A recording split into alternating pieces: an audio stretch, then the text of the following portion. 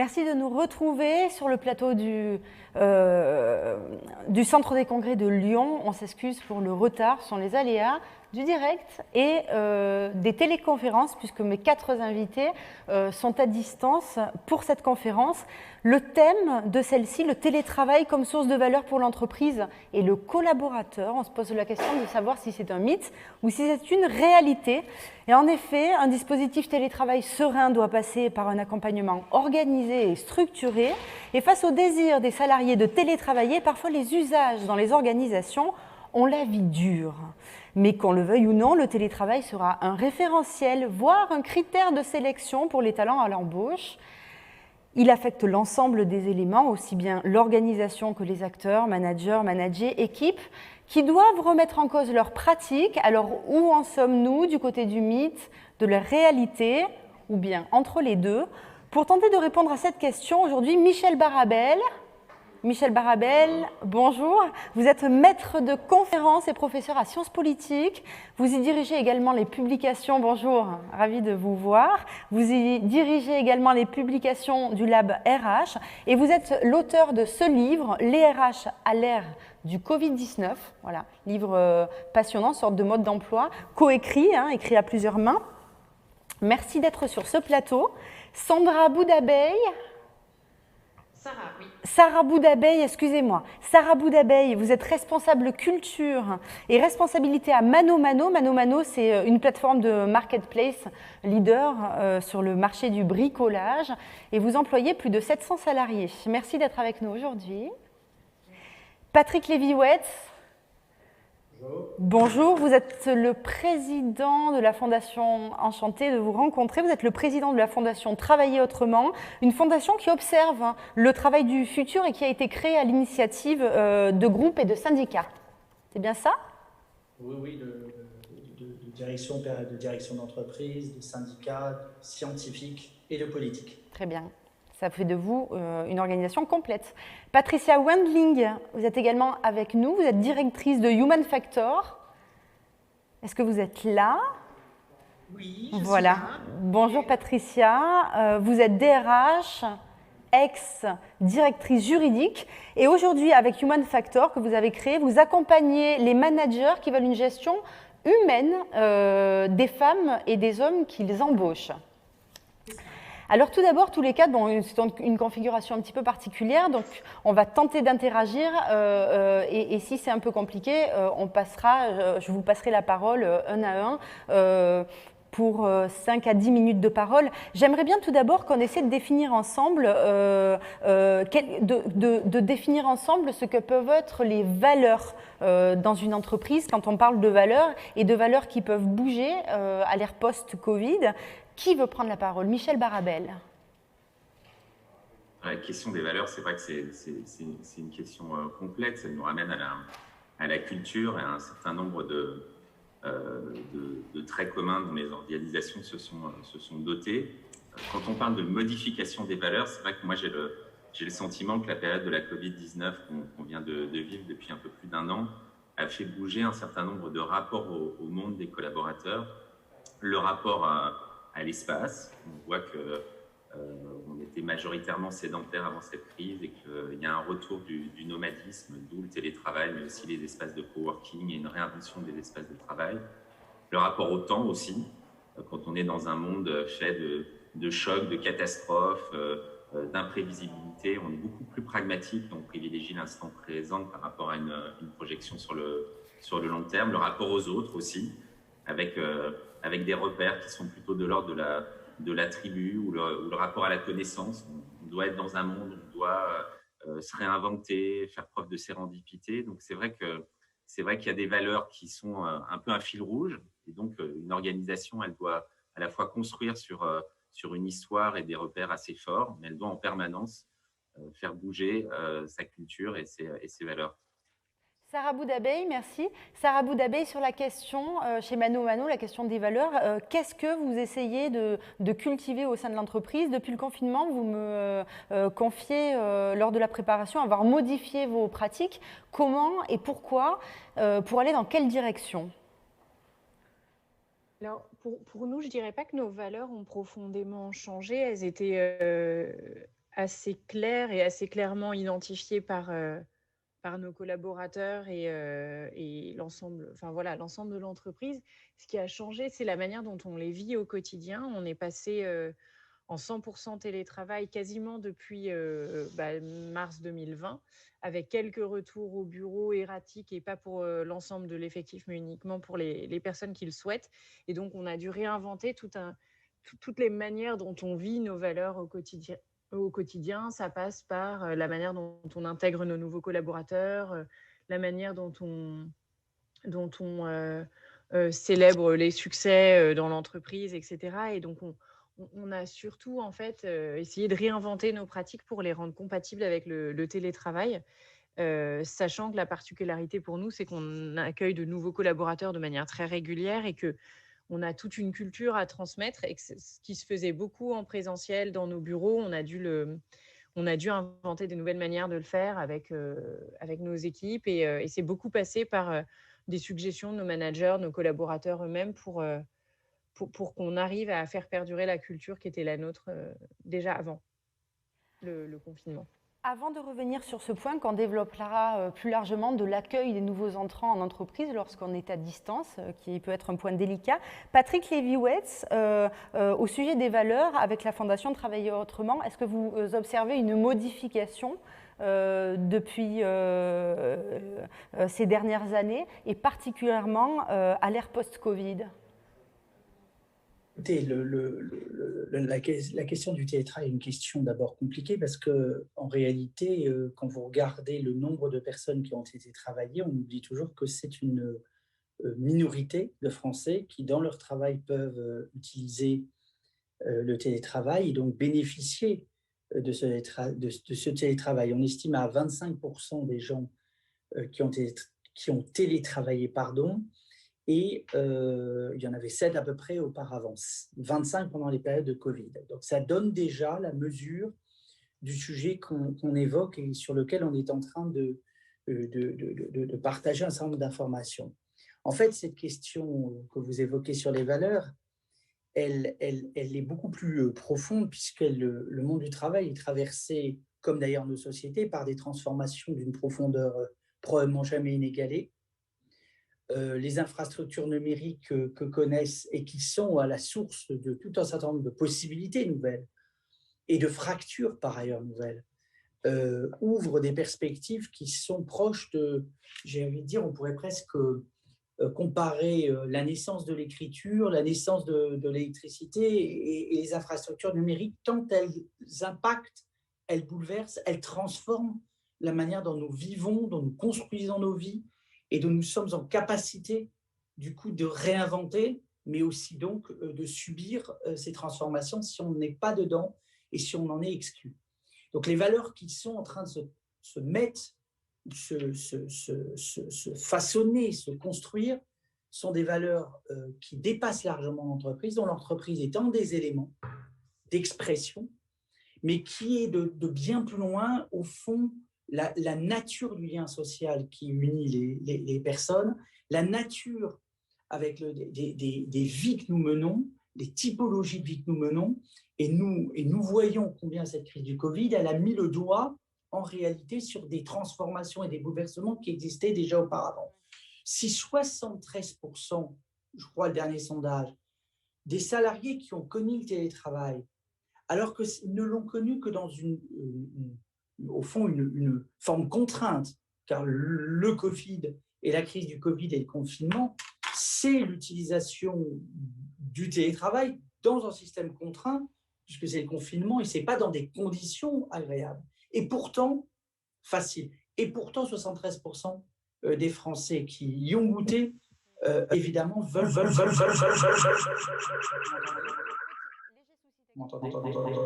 Ah. Est-ce que vous revenez? Voilà, vous êtes revenu. Est-ce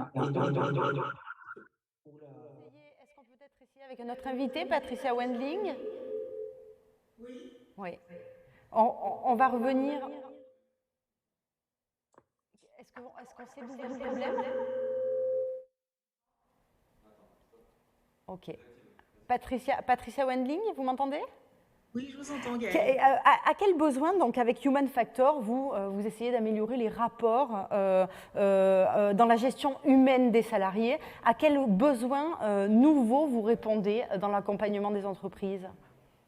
Eh bien, c'est déjà un besoin qui est, enfin, une forte recommandation, c'est de voir dans ce qui s'est passé, de ne surtout pas y voir une mode, quelque chose qui va passer, mais un véritable mode de travail.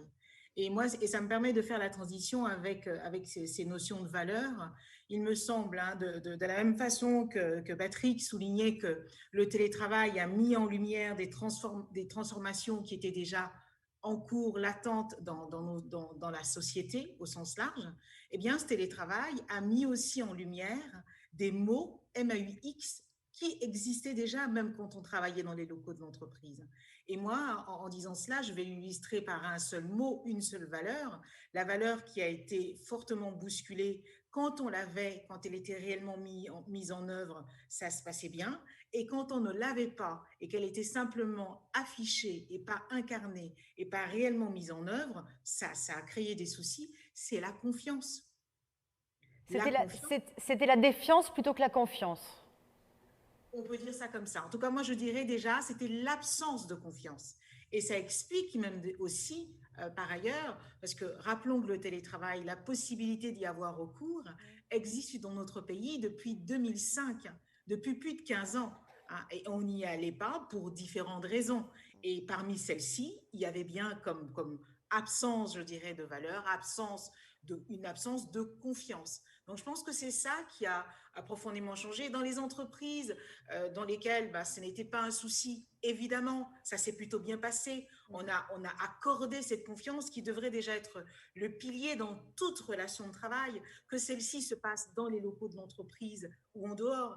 Celles qui réellement vivaient déjà cela, ça s'est très bien passé. Et celle qui avait du mal, qui est encore sur le mode « parce que je te vois, tu travailles, j'ai besoin de te surveiller, j'ai besoin de te contrôler, j'ai besoin de te fliquer », ça a été beaucoup plus difficile. Et je le vois aujourd'hui auprès des entreprises que j'accompagne ou même pas. J'avais encore la semaine dernière une DRH qui me contacte en disant « aidez-moi à convaincre ma direction générale » parce qu'elle n'a pas confiance tout simplement. Je pense que ça, il y avait une valeur, moi, que je citerais, qui a été, pas bousculée dans les entreprises qui en faisaient fi, mais mise en lumière. En tout cas, c'est elle qui a aidé d'autres entreprises à avancer dans la bonne direction. C'est la confiance. Et vous dites à la fois que le télétravail, c'est en même temps le remède et le poison vis-à-vis de, justement, notamment de cette valeur-là. Tout à fait. À quel titre? Pourquoi? Je dis, c'est un pharmacon parce que ça peut être à la fois un remède et un poison. Et un remède et un poison, c'est quoi? C'est un mot ancien grec. Hein. Ça fait référence tout simplement à un point essentiel qui est la juste dose. Quand c'est bien dosé, eh bien, la substance soigne. Et quand c'est mal dosé, la substance nuit. Et on vient de le vivre avec ce télétravail généralisé à 100%, sans préparation, sans accompagnement. Quand on n'est pas dans le bon dosage, eh bien, ça cause des soucis, même j'allais dire au premier bénéficiaire, le salarié, et à l'entreprise aussi. Aujourd'hui, on voit bien que l'une des problématiques importantes, c'est de trouver ce juste dosage. 1 jour, 2 jours, 3 jours, à chaque entreprise de trouver chaussure à son pied, mais attention, c'est un point essentiel. Est-ce qu'on a retrouvé Patrick Lévy-Wetz? Est-ce qu'il est revenu? Non, apparemment pas. Alors Michel Barabel, pour vous, un des éléments capitaux, et d'ailleurs vous vous employez à le définir assez bien avec tout un tas de chapitres dans ce livre, c'est de réinventer le travail. Et pour réinventer le travail, face à ce télétravail qui va se généraliser, la clé est de réinventer le présentiel, c'est-à-dire qu'on va être là mais différemment. Comment? Oui, et d'ailleurs Patricia on a un petit peu parlé, c'est-à-dire que le risque, ça serait de se focaliser sur l'expérience à distance, puisqu'elle est nouvelle, elle a été contrainte, alors que finalement, dans les différentes recherches que moi j'ai pu mener, c'est qu'on se rend compte que les gens ne veulent pas revenir au bureau pour vivre la même expérience qu'ils vivaient précédemment, entre guillemets, se retrouver dans un open space avec un casque pour faire un travail individuel, par exemple. Et donc, dans les recherches mondiales qu'on peut observer, on se rend compte que ce qui marche très bien à distance, c'est travailler sur des projets qui sont déjà lancés, être plus productif, pouvoir se concentrer. Ce qui marche par contre très mal, c'est l'informel, la convivialité, les moments de créativité. Donc la réinvention du présentiel passera par des expériences en présence beaucoup plus émotionnelles, beaucoup plus fortes, beaucoup plus liées à des dynamiques et des actions collectives. Et là encore, Sarah et Patricia ont raison, on va devoir avoir des managers et des organisations qui vont être des spécialistes du design organisationnel, savoir ce qu'on fait en présentiel, très certainement des temps de créativité, des temps d'échange, des temps pour innover, des temps aussi pour se réguler, des temps émotionnels forts. Et des temps à distance qui seront plutôt de l'ordre de la concentration, de gagner du temps de transport, de l'équilibre vie privée, vie professionnelle et du temps de la production. Vous parlez d'intelligence émotionnelle, là, 2 fois lors de l'échange, et notamment dans votre bouquin. Comment est-ce qu'on favorise cette forme d'intelligence émotionnelle qui est de l'ordre de l'intuition, du ressenti, de la perception, qui est assez subtile finalement, lorsqu'on ne se rencontre pas et lorsqu'on ne peut pas jouer avec ces 5 sens à proprement parler, ou qu'on est privé de certains? C'est une très bonne question. Alors, sans être polémique, déjà, il va falloir sans doute revoir le casting des managers, parce que généralement, les managers, c'est des bons techniciens. Et ils ont une promotion parce qu'ils ont excellé dans leur métier technique, sans se poser la question de leur excellence managériale et de leur intelligence émotionnelle. Donc, dans un monde hybride dans lequel il y a un temps de télétravail plus important, on devra beaucoup plus faire attention à la sélection, à l'accompagnement et à la formation de ces managers. Après, je pense que les temps du présentiel doivent être exceptionnels en termes d'émotion, en termes de rencontres, parce que le temps de la distance va effectivement, quoi qu'on fasse, quels que soient les mécanismes, des apéros café à distance, des points de régulation sur Zoom, même demain des réunions en présence grâce au casque de réalité virtuelle, quoi qu'il arrive, ça va refroidir l'organisation. Donc, on n'aura pas effectivement la possibilité pour un manager moyen d'avoir 8 heures pour se rendre compte à un moment que son collaborateur va mal parce qu'il l'aura croisé à 8 heures, à la machine à café, à 9 heures, à midi, et qu'à un moment, il trouvera le temps d'eux. Donc, il y a des rituels de grande vigilance à mener, des temps d'expérience très forts en présentiel, et puis après, il y a plein d'exercices, le co-développement, les phases d'inclusion, les temps d'échange, avoir aussi des moments où on partage plus sur la vie privée des collaborateurs, on ose plus finalement demander aux gens comment ils vont. Donc, tout un ensemble de rituels qu'on va devoir réinventer, mais il faudra vraiment que l'expérience présentielle soit clé, parce qu'on vivra sur cette qualité du présentiel lors des échanges à distance. Est-ce que ça ne risque pas de mélanger un petit peu trop la sphère privée et la sphère professionnelle?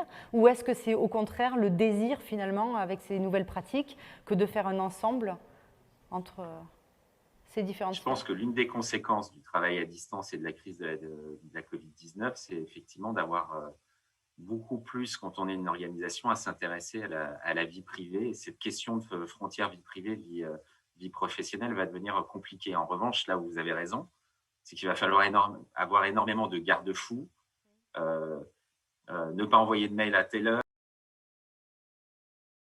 heure, s'assurer que le collaborateur n'est pas hyper connecté, parce que contrairement à ce qu'on pense, il faudrait rassurer les dirigeants dont parlait Patricia qui sont dans la défiance. Les gens travaillent plus en télétravail, ont plus de risques d'être en hyper-travail qu'en mode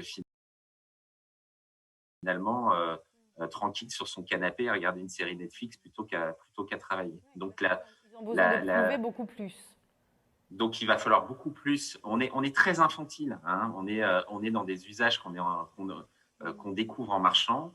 On va devoir faire preuve de beaucoup de pédagogie et la fonction RH sera en première ligne pour devoir accompagner les collaborateurs dans des usages matures de ces outils digitaux. Et on risque d'avoir des phases un petit peu d'excès, mais comme toute nouvelle pratique qui se déploie, avant qu'on trouve le bon équilibre. Sarah Boudabey, vous m'avez dit avoir mis en place justement un certain nombre de rituels pour changer vos pratiques managériales et créer cette cohésion.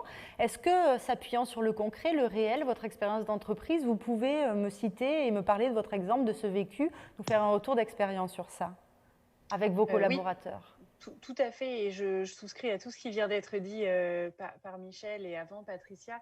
Nous, ça a été le constat qu'on a fait très vite en fait. N'hésitez pas à parler bien proche de votre micro. Voilà. Ah oui, voilà. Là vous m'entendez mieux. Oui, je vous disais effectivement, c'est un constat qu'on a fait très vite que la qualité d'expérience de nos collaborateurs reposait beaucoup sur le travail de leur manager. C'est vrai que nous, on était assez habitués, on avait déjà du télétravail et on est dans un environnement qui en avait l'habitude. Pour autant, ça a été un changement. Nos managers, on s'est vite rendu compte à travers des enquêtes qu'on fait assez régulièrement, toutes les 2 semaines, qu'ils étaient fatigués parce que ça leur demandait une attention accrue s'ils voulaient suivre justement le fait que tout le monde allait bien. Puis on l'a rappelé quand même, mais c'était pas une période tout à fait normale. Et du coup, on a mis tout un tas de mécaniques en place pour que nos équipes RH appellent de manière régulière chaque manager, prendre la température, comment ça va avec ton équipe, etc. On a communiqué à nos managers tout un tas de bonnes pratiques, on leur recommandait, à leurs mains évidemment, mais de mettre en place. Il y avait évidemment des discussions quotidiennes avec leur équipe, des discussions hebdomadaires avec chaque membre de l'équipe de manière régulière. Et ce qu'on a mis en place, et je rejoins Michel qui l'a mentionné, c'est également des groupes de co-développement destinés aux managers pour que eux, entre eux, puissent s'appuyer les uns les autres, se donner des bonnes pratiques, échanger sur des situations particulières qu'ils rencontreraient.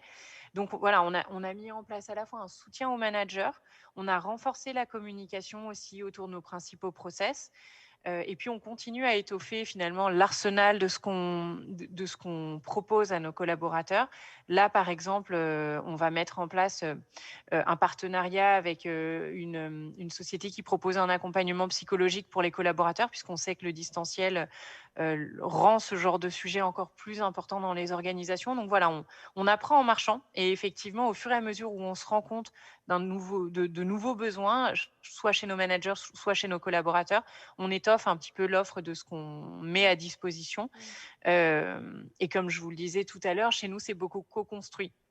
Si un certain nombre de managers identifient des bonnes pratiques, des choses à mettre en œuvre, nous, notre travail au sein de l'équipe RH, c'est de capitaliser là-dessus et de le faire connaître au plus grand nombre pour que ça bénéficie largement dans l'entreprise et pas uniquement aux premiers qui en ont eu l'idée.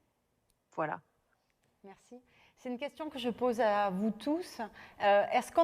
Lorsqu'on est à distance comme ça, aussi bien les collaborateurs que les managers, on arrive à conserver une forme de spontanéité qui peut nous amener à une créativité, à du renouveau, à des idées. Est-ce que c'est possible, ça? Qui veut répondre sur cette question? Patricia Wendling. Oui. C'est Patricia qui peut parler. Patricia, réfléchissez. Oui, mais j'étais en train de me dire que je dissocierais la spontanéité. Je ne ferais pas un lien entre la spontanéité et la créativité et l'innovation. Pour moi, c'est quand j'entends spontanéité, j'entends proximité, j'entends est-ce que je sais faire part de mes idées malgré cette distance. Et là-dessus aussi, ça renvoie à chaque individu. Et si je veux faire par catégorie, je trouverais par exemple qu'un nouvel embauché, un alternant, un stagiaire, cette spontanéité va faire défaut forcément parce que nouveau dans l'équipe, parce que ne connaissant pas encore les autres. Et on a vu que cette période difficile, elle a duré plusieurs mois, un peu plus d'1 an quand même. Donc oui, être embauché, rejoindre une équipe alors que tout le monde est à distance, ce n'est pas aisé. Alors oui, la spontanéité peut faire défaut. Ensuite, la créativité, moi je referai le lien avec cette confiance qui a forcément, et aussi la distance a permis une certaine autonomie. J'aime, en m'amusant comme ça, dire qu'on a eu une autonomie réelle augmentée. Ça, c'est quelque chose que les salariés ont énormément apprécié. Gain des temps de trajet, mais aussi cette autonomie à laquelle ils n'avaient pas toujours accès droit dans les locaux de l'entreprise. Et cette autonomie-là, ça ouvre la porte à un esprit d'initiative et donc à la créativité, à l'innovation. Et ça, là-dessus, je vais remettre encore une petite précision, c'est individuel. Voilà, le talent, le potentiel individuel peut s'exprimer parce que je suis plus autonome, parce que mon esprit d'initiative est encouragé et qu'on me laisse faire. Maintenant, par rapport à quelque chose de collectif, la distance peut être un frein. Ça c'est clair. Et ça renvoie à cette notion de juste équilibre, à quels sont les temps à distance ou les temps où je serai en présentiel et pour y faire quoi. Le pourquoi, quand je suis dans les locaux, le pourquoi en un mot devra faire place à un pourquoi en deux mots. Et ça aussi, ça fait partie des chantiers, des réflexions qu'on devra mener. Sarah Boudabé? Oui, je ne sais pas comment embrayer, excusez-moi. Non, moi, je suis désolée, j'ai du mal à reconnecter à la question initiale. Est-ce que vous pourriez me la redire? Je veux pas être hors de propos. Est-ce que être éclaté comme ça encourage quand même la créativité, et est-ce que perdre en spontanéité peut être un frein justement à ce moteur créatif précieux à toute organisation? Oui. Alors, c'est pareil, moi, j'ai jamais encore réfléchi, et c'est une excellente question en termes de spontanéité. Reprenez bien votre micro de manière à le mettre proche de votre bouche, merci. Pour moi, la question de la spontanéité, j'y ai très objectivement jamais réfléchi, donc je ne vais pas partir sur ce terrain. En revanche, la créativité, oui, pour moi, c'est un frein. C'est un frein, non pas parce que... Enfin, dans l'absolu, les personnes sont tout aussi créatives qu'elles le seraient individuellement dans les bureaux, mais ce qui manque, c'est la sérendipité, le fait de se rencontrer, de croiser des personnes avec qui on n'échange pas au quotidien. Nous, c'est un vrai sujet qu'on a identifié, sur lequel, pour moi, la réponse, on l'a un peu évoqué en filigrane tout à l'heure, elle passe par maintenir un peu de présentiel et des occasions de se rencontrer, et des occasions qui seront pensées en amont. C'est-à-dire que je pense qu'on ne peut pas juste se contenter d'espérer que les équipes continuent à se croiser et aient comme ça des idées créatives. Ça va nécessiter, de la part des entreprises qui mettent en œuvre du télétravail de manière un peu structurée et long terme, un peu d'anticipation, de se dire OK, et nous, c'est des réflexions qu'on a en ce moment. Quelles équipes ont besoin de se voir de manière régulière? De quelle manière on peut encourager ces échanges? De quelle manière on peut même encourager des échanges non structurés entre des personnes qui n'auraient pas d'occasion de se rencontrer? Et ça, c'est à l'entreprise, pour moi, de le penser. Voilà, sur le plan de la créativité, je pense que c'est indispensable, et a fortiori dans une économie où l'innovation fait beaucoup dans le succès d'une entreprise. Je pense que c'est effectivement un point indispensable de la réflexion des entreprises sur le télétravail. Pour clore cette conférence, Michel Barabel, pour parvenir à réinventer le travail au sein des entreprises, quels sont les écueils à éviter, si on devait donner quelques conseils aux personnes qui nous regardent et qui sont en quête de solutions? Moi, je pense que le premier écueil, ça serait de tirer les leçons de cette crise, alors que finalement, on n'a pas forcément le recul nécessaire, et chercher à répliquer des choses qui ont bien marché pendant 2 mois, 3 mois.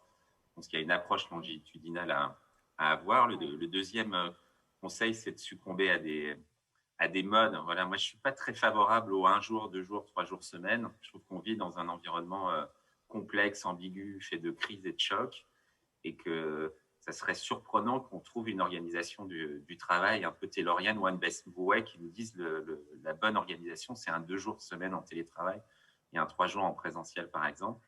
Je suis par contre beaucoup plus ouvert à intégrer qu'on est rentré dans un monde du travail hybride, mais qui a 4 composantes pour moi. Il y a le domicile, il y a le siège de l'entreprise, mais aussi les espaces de coworking pour rencontrer d'autres organisations, s'inspirer et pour innover. Et il y a le troisième temps qui est le temps de la veille, comme certains peut-être de nos participants, des colloques, congrès, s'inspirer. Et je pense que ça serait une erreur d'opposer simplement l'entreprise et le domicile. Et pour moi, il y a un éclatement des lieux de travail à trouver. Et dans un monde VUCA, ça me paraît, par exemple, assez logique, comme le disait Sarah, peut-être d'avoir 15 jours 100% présentiel, parce qu'on est sur un gros projet, on a besoin d'être dans un temps d'interaction, puis après se retrouver 4 jours à distance, puis sur d'autres périodes de l'année, être sur du 50-50. Et j'ai peur que les entreprises cherchent à reproduire un mode d'organisation très 20e siècle, en rigidifiant les choses.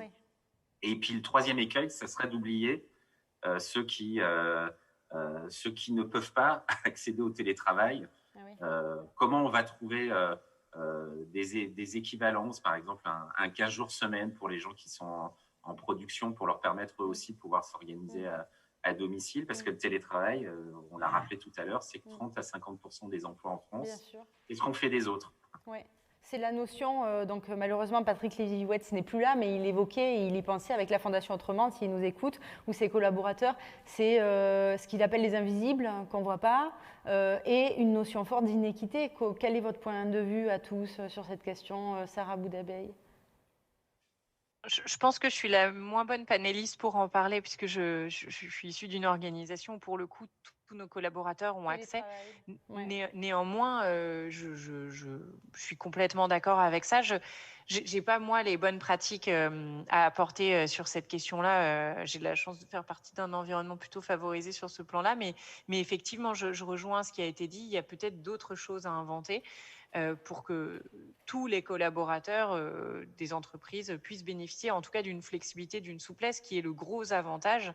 Je pense qu'induit le télétravail, c'est le fait de pouvoir être chez soi à certains moments donnés qui permettent de s'organiser plus facilement. Et donc ça, c'est quelque chose à inventer. Et je pense plutôt dans une entreprise qui aura une population hybride et qui devra réfléchir à ces questions pour sa propre...